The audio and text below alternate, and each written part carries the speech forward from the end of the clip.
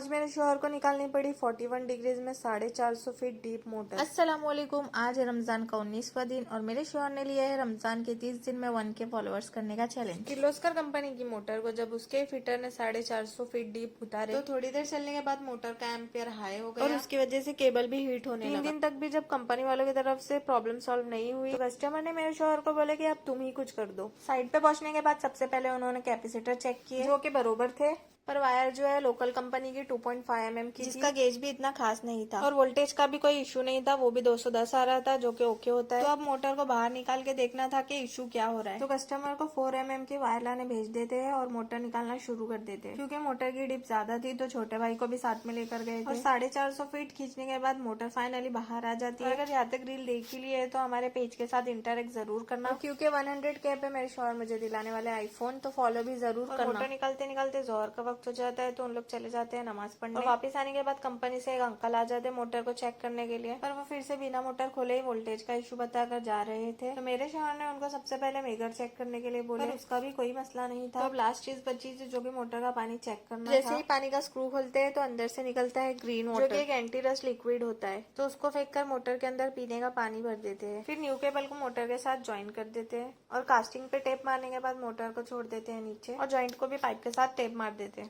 फिर मोटर पानी में जाने के बाद एक बार ऑन करके देख लेते हैं। मोटर बराबर से चल रही थी। उसके बाद बाकी के पाइप को भी नीचे उतार देते हैं। और आपको मेरी वॉइस ओवर कैसी लगी वो कमेंट सेक्शन में जरूर बताना। और अल्हम्दुलिल्लाह अभी केबल भी हिट नहीं हो रहा था और पानी भी बराबर से आ रहा था। और उसके बाद मेरे शोहर कर लेते हैं पैक।